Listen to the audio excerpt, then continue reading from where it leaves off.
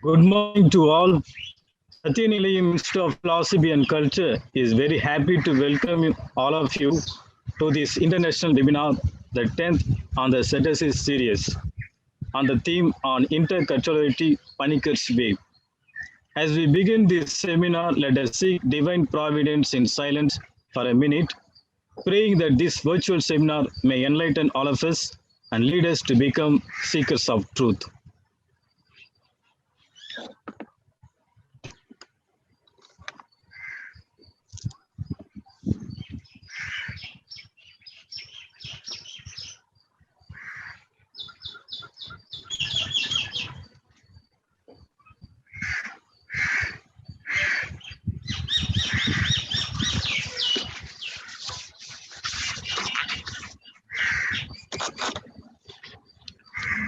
Thank you.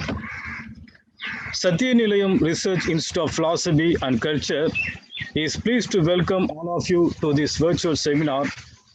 On behalf of SNRI, I, Andrew Anbarasu, a research scholar here at SNRI, extend a hearty welcome to Dr. Michiko Yusa, an eminent scholar in Panikkarian studies, who has kindly accepted our invitation to share her philosophical insights.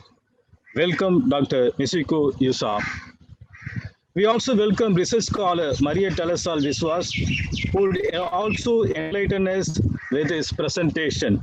Welcome, research scholar Maria Talasal.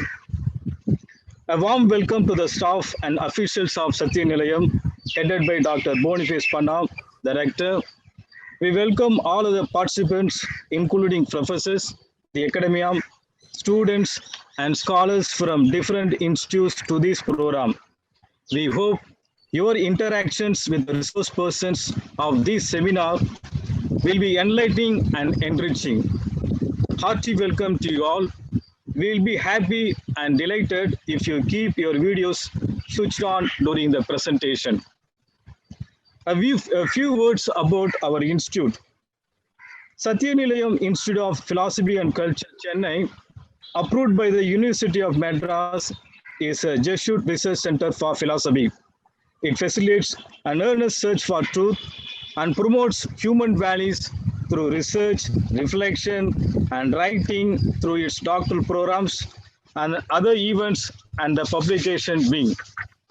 It also serves as a center for dialogue between the philosophical traditions of the East and the West. It encourages scholarly efforts to understand the earthly struggles of men and women and offer them possible ways and means for integral liberation. This institute brings out Satyanilayam Chennai Journal Intercultural Philosophy, a biannual journal. Philosophical seminars, discussions, and study circle are some of the events at SNRI. Despite the pandemic situation, the zeal for the search for truth has remained constant, though we have shifted to the virtual platform. One of this deep search has ended in today's seminar on Interculturality, Panikkars Way. I am happy to introduce the theme of this virtual seminar.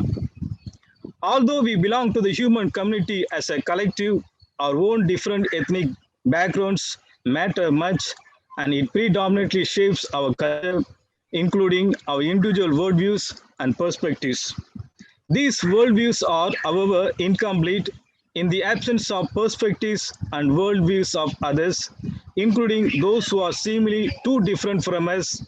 In the context of the world as a global village, we can no more be enclosed within our own spaces without interacting with others. Interculturality as the mode of living is here to stay.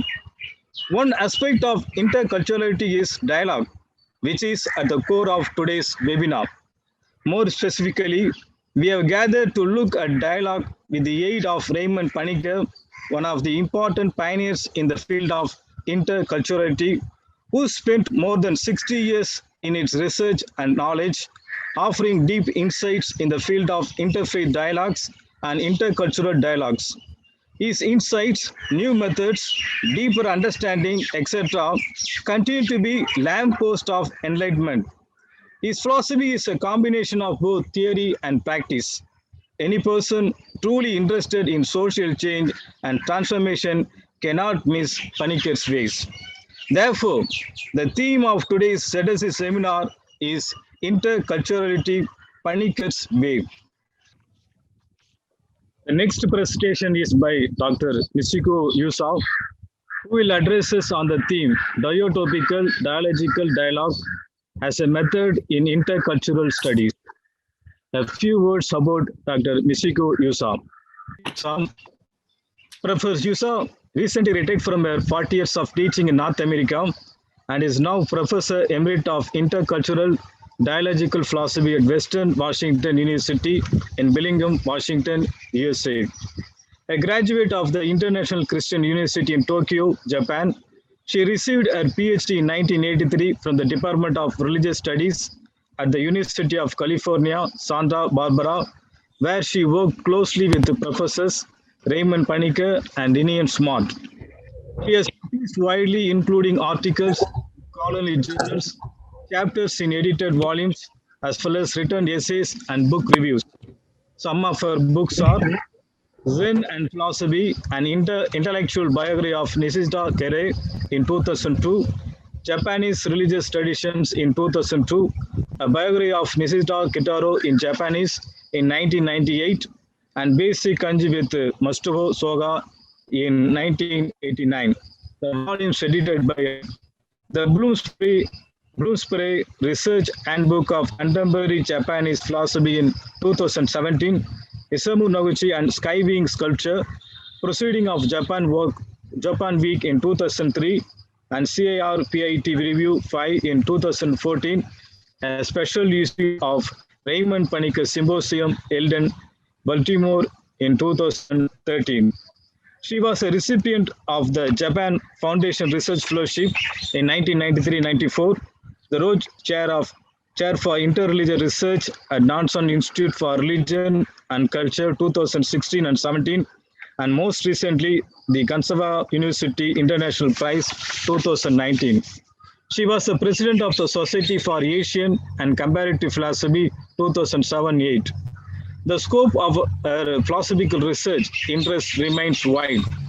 For now, it covers Nishida Kitaro, Shuji Suzuki, Nishanji Kenji, environmental crisis, women in Japanese Buddhism, Masato Boso, Kode, intercultural aesthetics, Indian and Japanese paintings, and Raymond Panikkar's philosophy of cultural disarmament and peace. Now may invite Dr. Michiko Yusa to present a paper on diatopical dialogical dialogue as a method in intercultural studies. She will present a paper for 20 minutes, followed by discussions and interactions. Now, Dr. Michiko Yusa. Welcome, ma'am. Thank you very much. I'm not sure. I set it at 25 minutes, and I will get going. So instead of giving you a paper, because I'm one of the last surviving students who studied with Raymond Panikkar at Santa Barbara, I thought I would rather share my reflections on him, his methodology, and his influence on other scholars, including myself. And if there are some technical questions, I will do my best to respond as best as I can. But I think it is in the spirit of Panikkar that I begin with more of an open format as opposed to reading a paper. Because Panikkar was that kind of a person. He always enjoyed having people around. And I look back on his legacy, and I think the most important thing that he did as a professor at the university is to make us realize that we can all participate in this intercultural dialogue and deepen our reflections, which is intra-religious dialogue. Intra-religious dialogue does not begin before dialogue, but I think with intercultural dialogue, we begin to realize there is something more. And so we reflect in our own time. And then somehow our world is larger, more connected, more interconnected, and somehow our questions are posed differently. And I think it is the main contribution that Panikkars' philosophy, his pedagogy, his intuition, insight contributed to making this world a little more livable, more compassionate, safer place. So I want to put Panikkar in that context. So I think I begin with the pedantic points. First of all, my title of today's presentation, not a paper, but a presentation, is Diatopical Dialogical Dialogue as an intercultural studies as a method. So diatopical, this is a hermeneutical moment, if you like. So he set 3 different types, kinds of hermeneutics. The first one is the traditional exegesis that we all do in the seminary or schools, or we read a text and then we dwell on the meaning of the passage and so on. So that's, sometimes he calls it morphological hermeneutics. The second level is diachronical hermeneutics. That's the second mode or type of hermeneutics. And I think he came up with this word in his critique of Gadamer, who talked about the tradition, who talked about how to engage your past. And by so doing, Gadamer thought he was opening up this method of exegesis to something more than the text. But for Panikkar, it was still in the same tradition, one culture, Eurocentric. And so he said, in order to shock the world, I think he does it all the time. He just wants to, surprise the people a little bit and say, okay, there's another one. Diatopical hermeneutics. So we are talking about diatopical. Dia means through, or yes, being mediated by. So topical, there are more than one place. And here I am, I'm about 11:30 at night here because of the time difference. And thank you so much for rearranging the time to suit my time as well as your time. And I see all of you in a very nice summer cold. I guess you want to be cool. Here I am, I'm getting cold. The summer is changing. So climate, everything is changing.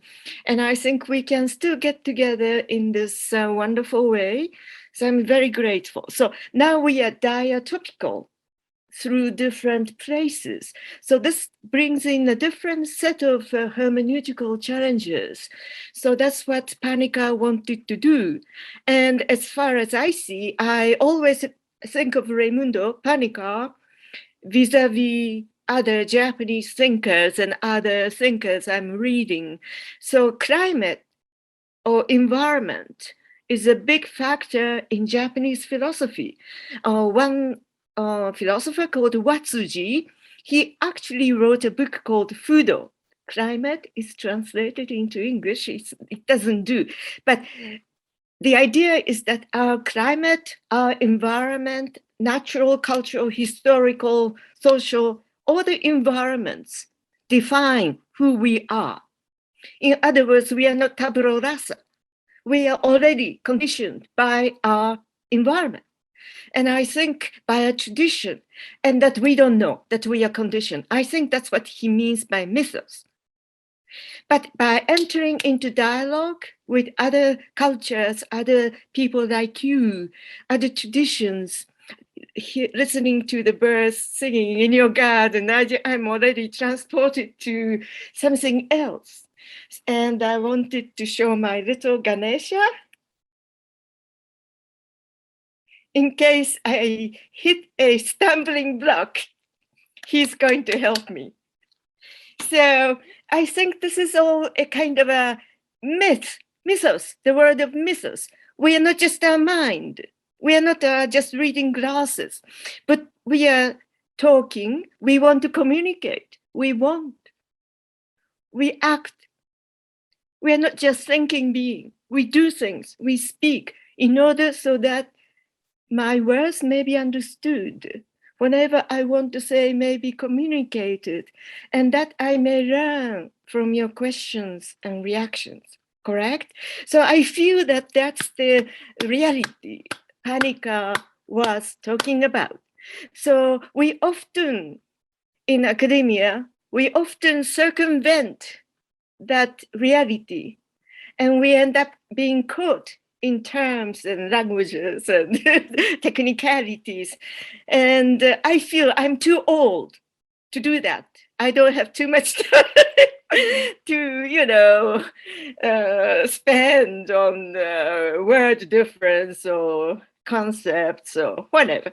So I wanted to, in a way, share my passion for life, which I think Raimundo really embodied. He was a passionate intellectual thinker. So some people called him intellectual bodhisattva. Not just bodhisattva, but he's intellectual. At the same time, his heart is not forgotten. And I think that's a very fine line that he walked through. It's like a via media for the academics. So now dialogical dialogue, we need to talk about it a little bit. Panikkar seems to talk about two kinds of moments in dialogue. Dialogue, okay, three. What we are doing now is a dialogue. We are all engaged in conversation, but in a kind of a formal way. I'm talking, only to listen later. So, but major thing is language as the medium. So dia logos, dia means through, but through doesn't mean through, but by means of. We cannot communicate without the language. So I think that's the first big meaning of dialogue. And of course, it's much richer than that. But the second meaning of dialogue is that language, by speaking, actually pierces through logos. I think this is rather important. Pierces through logos into the realm of the heart. That is mythos. So although we use this logical structure, grammar, pronunciation, everything, we choose the words accurately, but only to pierce through, language becomes, in a sense, the vehicle that carries us through. It's almost like a raft or something. I don't know what it is, but I think that's another mystery that is in the dialogue. So I think Raimundo wanted to talk about this manifold meanings of dialogos, dialogue.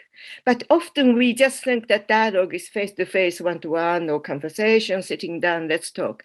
It's much more than that. What goes through in that particular sitting down and understanding. So it already involves understanding, faculty to understand, ability to talk, and somehow wanting to share our experience and see if I can understand your experience through the means of language. So I think that's the dialogue. And then so dialogical, is through language. And then dialogue for Panikkar is I and thou. It's not I versus you all. No, it's 1 to 1, always 1 to 1. Because my intention is to understand each one of you with your background, which is mythos. Thank you. I think that's a nice metaphor, no? And if I manage to understand something of you, in a way, I come under your myth, under your understanding, under your worldview. And that's the only way we can begin to understand in this century, I think. And the other day I was just thinking, in the kitchen, we talk about East-West meeting, and I was cooking. Where does the East and West meet? Where? Between you and me? No. In here. In my tummy, I eat Western food, I eat Eastern food, I love Japanese food, I love Indian food. It's a metaphor, of course, but do you know, I eat and I become a different person, but it takes nowhere else. It takes inside each one. This is the locus, this is the topos.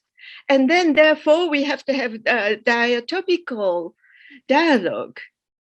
Because, so then my point is this, I think when I was much younger, I used to think much more metaphysically and much more universally, much more abstractly. And as I age, I realized, no, it's me, this is it, this is it. And then once I am here, I begin to actually communicate. And that's one thing Raimundo Panikkar taught me in one of the seminars.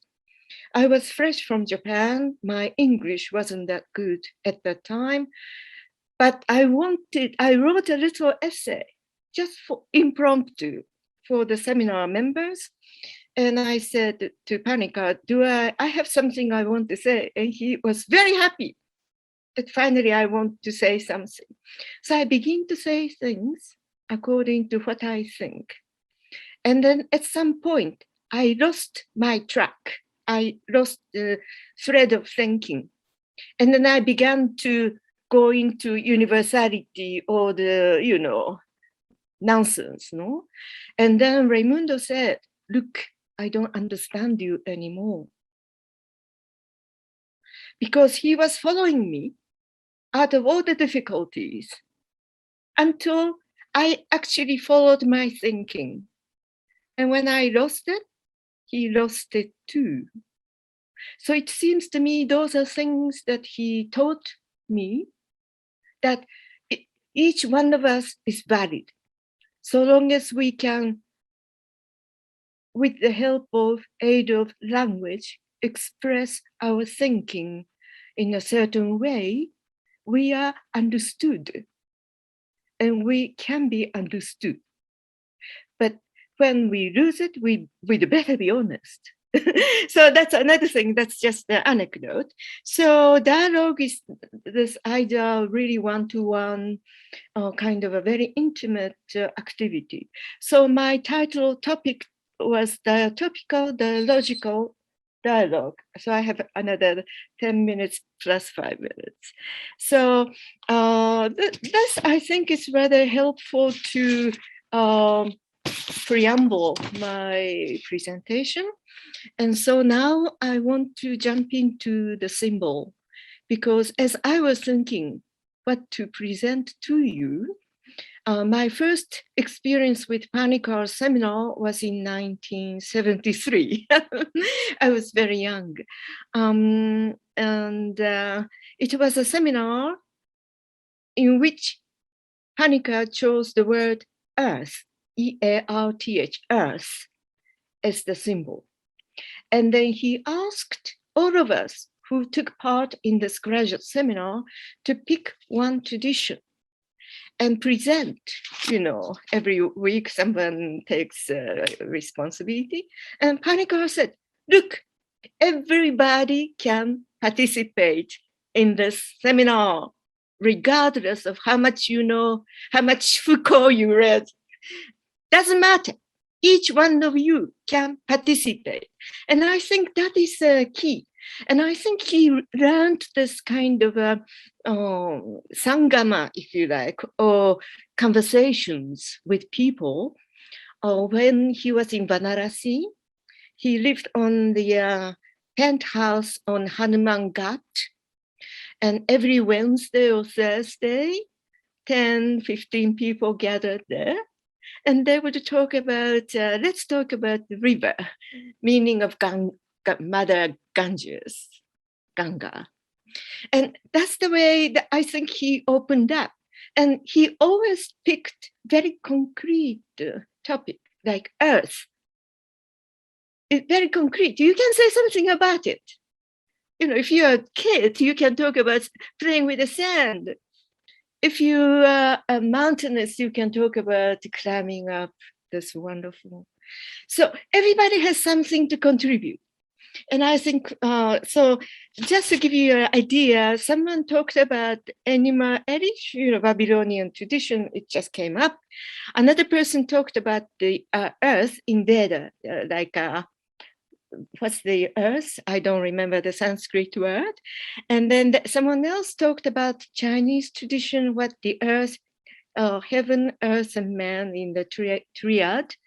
And then someone talked about the Chiriam Balam or Kiriam Balam. It's a Mayan myth. It's Mexican Mayan. Ezra Pound, someone picked up Ezra Pound, and he talked about this earth in the contemporary literature. Someone from one of those Islamic countries, there were quite a few Arab students in that time in the United States. He talked about the earth in Quran. Someone else talked about ecological theology. And someone talked about earth in Newton and scientific tradition. So he was not bound by theological, non-theological, scientific, mythological. No, I think he was open to all sorts of aspects and see what we can bring together. And symbol is an interesting word because symbolon, it comes from symbalein, it's a Greek word, but it has two meanings, basically. Panikkar talked about only one in his books, but I think two metaphors are one, that some things are brought together and form a kind of a bunch, form a kind of a group. That's symbolon. Another one is the scatter idea, and that is shared in common. So I think symbol has two aspects, two dynamisms. And I think it's nice to know. And also one of the meanings of symbolon, is a river. You know, each river begins with a little spring and they come together with another stream and they come together and finally it forms this majestic river, Ganges or Indus or whatever you might think of. And Panikkar wrote Trisangama towards the end of his life. So he became more and more concrete also, I think. I have another 5 to 10 minutes. So I think the word symbol already signifies this coming together of the concrete elements. And another thing is that it is an element. Each is a thing. Thing is an element, which has its own place, no? And but for example, Panikkar talked about the moon as a symbol. The moon, Chandra, in Indian tradition is a very sublime metaphor. In the Zen tradition, moon is the symbol of enlightenment. And then Beethoven's Moonlight Sonata, it's a symbol of something else too. So I think we can talk about many things. And then he talked about human body or face, that's a symbol. My identity card doesn't exhaust me, who I am. Another one, he talked about the word. Word is a symbol par excellence because word is the sound, you know, that we emit. It is a matter, there is a material content, and yet we convey meaning, which is spiritual. So in symbol, these two dimensions and more, I think.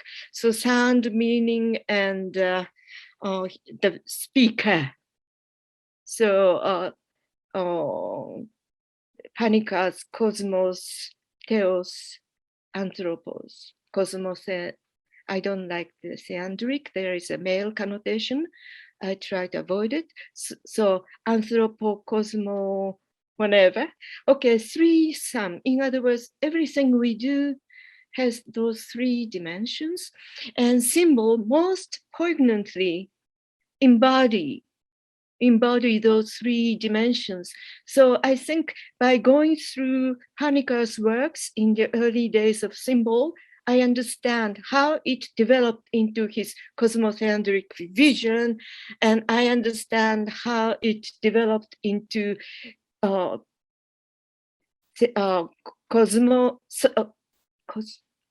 ecosophy, ecology, symbol, all these things have wisdom of its own. Ecosophy, not ecology, logia, ecosophy. So I think already by focusing on symbol, we can participate in this dialogue or sharing different cultures. And we partake in this dynamism of spirit, matter, and understanding all these things. So I think there is a kind of a underlining cosmology that Panikkar didn't talk about. And I think this is Panikkar's myth in a way. One is that a being expresses itself. Every being expresses itself. That is Panikkar's presupposition. That is a starting point. Nothing is silent. Everything expresses itself. And I can see the tree behind. It's expressing itself. And so according to what it is, so this is like ontophagy, the appearance, emergence, manifestation of being. And this is a cosmology.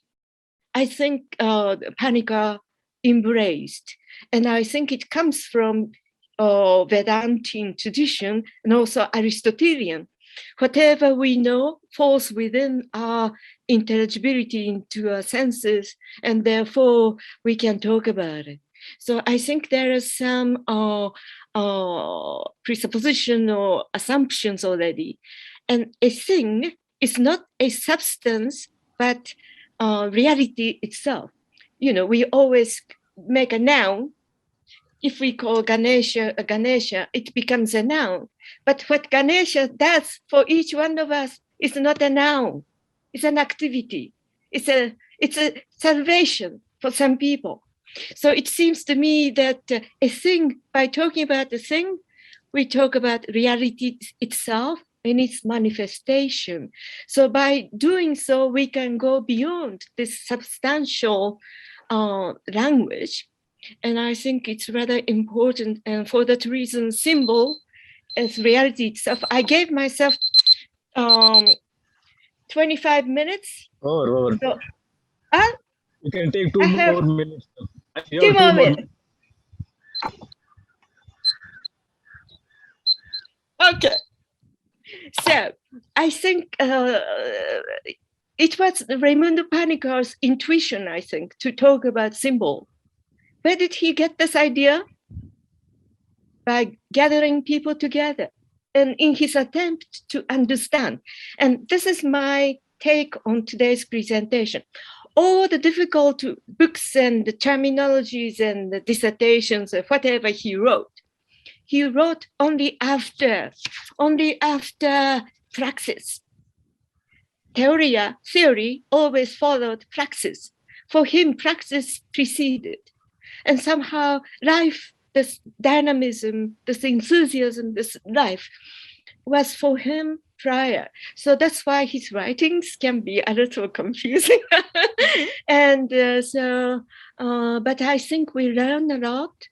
And if we apply this to this very confusing world, COVID world, during which time many people, many bodies washed up on the banks of Ganges. sacred river. You know, what we do to sacred river, we can do lots of things. And now Afghanistan government, you know, one government fell, the other one came in, and all these things. And I think we are not separate from all these activities. And we are, in a sense, feeling the sense of urgency. And we are not in luxury to talk about symbol. We are here talking about survival, I think. So this is the my little presentation for today. Thank you. Thank you, ma'am. Thank you.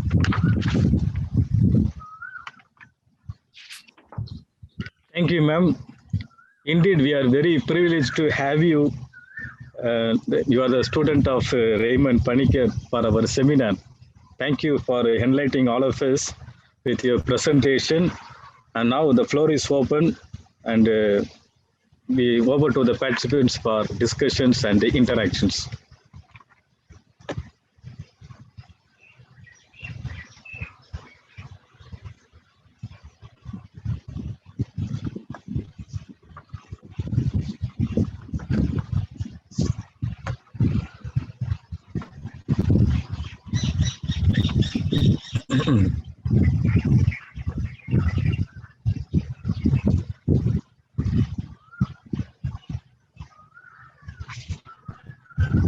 Father, tell us, sir. Father, tell us, sir. You can unmute. Unmute. Yes. Yeah. Dr. Yusa, thank you. Thank you so much for your presentation. There was so much of life, the expression in you. It is because of your acquaintance with Panikkar that you have imbibed his thoughts, and you are so expressive in it. I need a clarification from what you said. You said that for Panikkar, always dialogue is 1-to-1, always 1-to-1. And you said, and when we speak about interculturality, the dialogue between one culture with another culture, with from one religion with another religion. Nowadays, we speak about interreligious dialogue in a common forum where people are gathered and they share ideas. So, but you are telling for Panikkar, the dialogue should be between 1-to-1. Then how to see the present activity of interreligious dialogue, which is taking place in a common forum? I think you hit the point.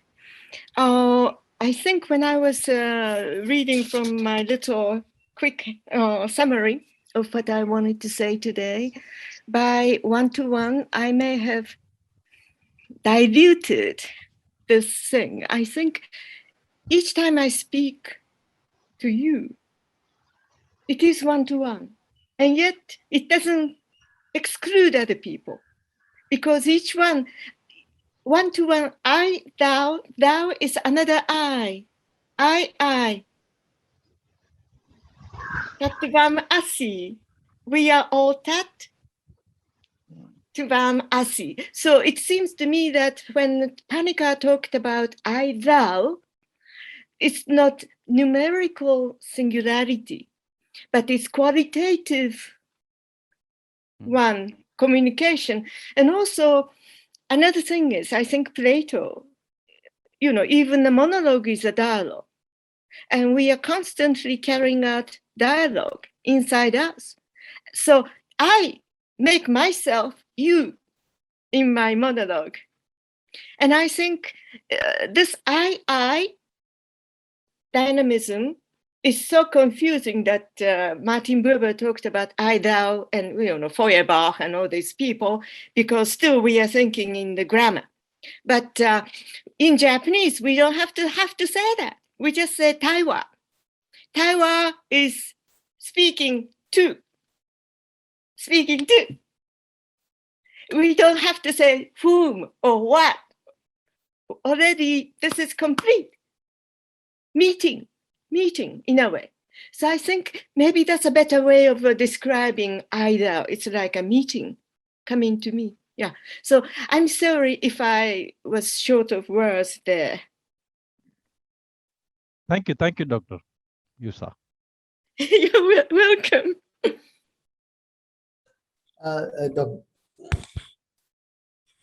Yes. Yeah, Dr. Musa, it was wonderful that you're talking to us. It was a great feeling. I think this is the first time I'm encountering someone who has been a student of Panikkar, and that was a great feeling to listen to you. What I understood when you were talking is we have to go beyond rationality, yes, and praxis precedes thinking. Life is very important. But I'm still struggling to understand, and maybe you could help me at this point. What is this mythos that the previous speaker, our scholar Delasal, also spoke? So how do we understand this mythos? Because everything seems to be originating from reason, or may not. But I just want to get your take on it, your way of explaining that. Thank you. I think it's very important. Mythos cannot be spoken by itself, but always in partnership with logos. Logos, mythos. It's almost like, to me, like mythos is like a food that gives energy to logos. And without mythos, whatever we speak will be cut and dried and not interesting. Just language. Language cannot speak by itself. I mean, if you're a mathematician, maybe. Theoretical physicist, maybe. Still, insight, intuition is different. And it seems to me that we are constantly dealing with this horizon of intelligibility, which I think is a really wonderful word. So I said for Panikkar, everything expresses itself. That is a big face. We don't have to express. We can be rocks, even rocks. I don't know. They may express themselves. But it seems to me that there is a certain kind of presuppositions, set of assumptions that we take for granted, like democracy, freedom, if you like, money, health, whatever, fame. You know, I think there are some things we take for granted.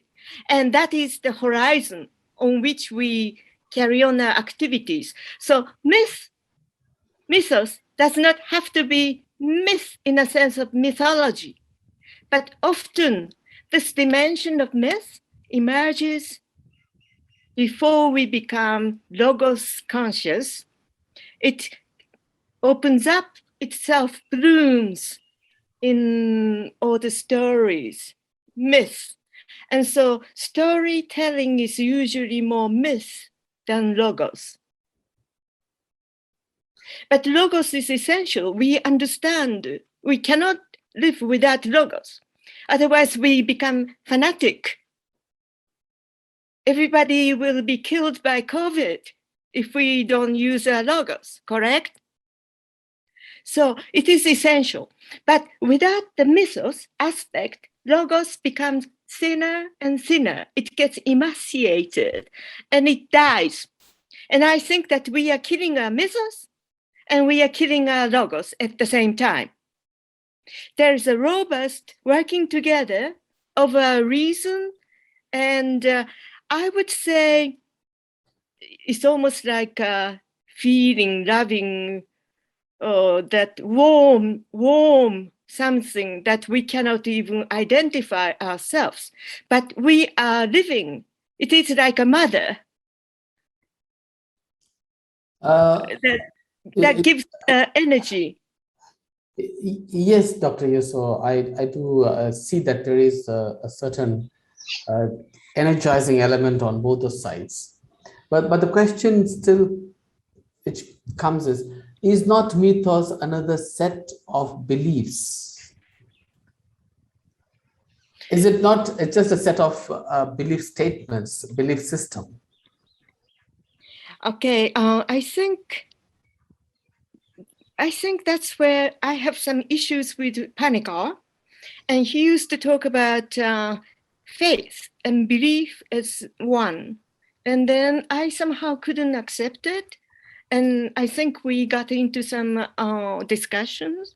And later, I think he came to distinguish like Aristotelian or Socratic doxa, opinion, and conviction and truth and so on. So, but in mythos, I think it's beyond, okay, we believe in it, but we don't know that we believe in it. When we say, I believe in, that's no longer mythos. So in other words, we will never know what we believe in, can we? Yes, or we can know to a certain extent what we believe. So is it another word just for becoming conscious of what we have thought early? No. No. I think this one goes all the way to Buddhist epistemology also. They talk about 8 levels of consciousness. In yoga, you talk about, also different levels of consciousness. At a certain point, I think consciousness directly, Jnana, connects to blessedness, Ananda, Satchit Anand. That connection is very organic, but we don't objectify. If we objectify, we never get there. It's always just ideology of a kind. And I think that's the deep problem today in modernity. We each think that we are rational, we are entitled to this opinion, this ideology. Meanwhile, we are forgetting, people, no? I wouldn't go into all the poor people at the moment, but people suffering. Thank you, ma'am. Father Yesu. Madam, in connection with what Father Robin asked just now, then is it not the mythos? Then is it not a construction, or can we say that it is a construction? It's engineered by someone or culture, anything, whatever that means. It's a product of a human. It could be a plural or a single human or a culture. It produces something that attention, that background. I can only say one thing. From here, we can derive some understanding of what mythos might be. This is a very concrete example. I have friends who had a baby about 10 years ago, first baby. And, this couple comes from Serbia area, like Romania and Serbia and that part of the world. They love to entertain people. So whenever we get together, we begin with toast, Cheers, salute, sante.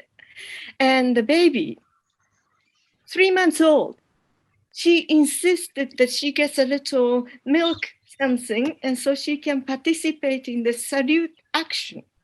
And one time the father was too busy and he didn't. And do you know, the baby started to, I knew it was coming. So where did she get that behavior? Where did she get that vibration? Where does she form that something? Learning. It's not a behavior, learned behavior. It is. You can explain it as a learned behavior. But for them, this conviviality, being together and celebrating this occasion to be together was so important. And the baby wanted to be part of it. And that is already a myth.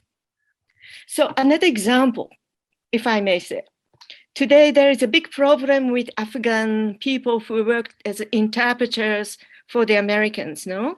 And they feel, African people believe that Americans owe them because they were selflessly helping, and they were loyal. They did everything they could. Why not America now reciprocate? That is the interesting thing, because this myth of loyalty exists less in American society. In America, if you do one thing wrong, you know, and even if you did many things, I think it's a very harsh society in that.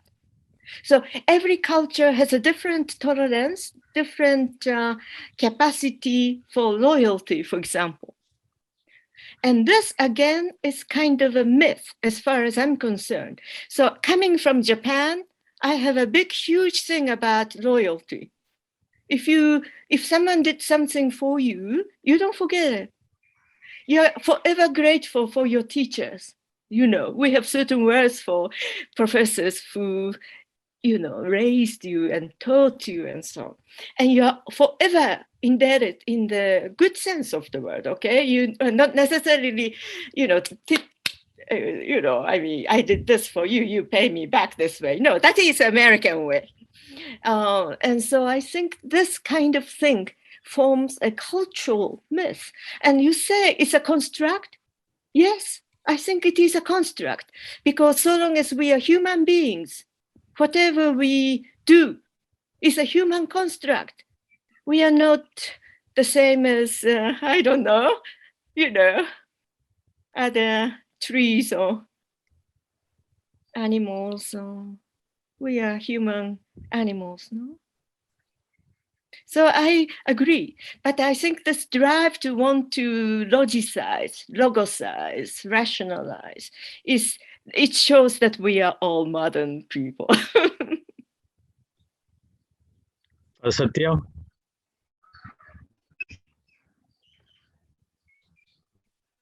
Hello, Dr. Yusa. Yes. Yeah, it was wonderful listening to you. And SNR is giving us opportunity to listen to such an eminent scholar. I just would like to have a general question. Panikkar is very popular in Asian countries because of the land we come from. But what about his influence in Europe, in America? Do they talk about him? Do you have any information? Your question, I could interpret in two ways. Are you saying the influence of Western cultures on Panikkar, or Panikkar's influence on Western cultures? The second part. Aha. You know, this is something I have been thinking about. I am Japanese living in America. And in academia, it's a very interesting world. Academia is a very close-minded place. And if you're a little different from the mainstream, it's very difficult to penetrate into mainstream. And I think Panikkar always knew deep down that he was more European than American. And some of his colleagues found him too flamboyant. And his way of thinking, which is very Latin-based, he likes to go into all the etymologies and so on, or sometimes a little more Heideggerian. Many analytic philosophers found it insufficient. So in America, I think Panikkar's influence is not very yet to be discerned, I may say, because it depends on, you know, people like me. If we can say one or two important things about Panikkar's legacy, I think that will be important. So still it's on our shoulders in some way, but, you know, many of us are now dying away. I'm one of the second or the third who is now still speaking. So I think time is of an issue in some way, but the situation is very different in Europe, and especially in Catalonia, because Panikkar was Catalan, and his name Raimundo is a Spanish name. Raymond is a Catalan name. They couldn't adapt any Catalan name until like 1985-ish, 10 years after Franco's death, because Catalan language was still forbidden from official usage. So it seems to me in Catalonia, Raymond Panikkar is a hero, cultural hero, and he's warmly embraced there. So there is a lot of influence. There are over 50 dissertations written on Panikkar's thinking, Panikkar's thought. So I cannot keep up with that. And I think there is a kind of, again, this earth in Barcelona, when I go there, I feel the earth itself is breathing with certain type of spirituality. I felt the same in India. I was in Mumbai. I felt a little bit of something. Each environment has its spirituality, which is more susceptible to certain way of thinking. So at least in Catalonia and Spain, Italy, to an extent in Germany, Panikkar is quite, Italy, did I say Italy? Yeah, quite well received. So, and also I think India, I'm sure he left a big legacy, because now you are the living testimony to me. How wonderful. Thank you very much, Dr. Yusa. Any more interventions?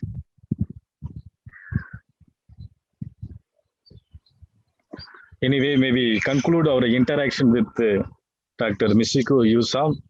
Dear ma'am, we truly commend your dedication and appreciate your presentation. We are grateful for your availability with us. Thank you once again, ma'am. Thank you so much. Namaste.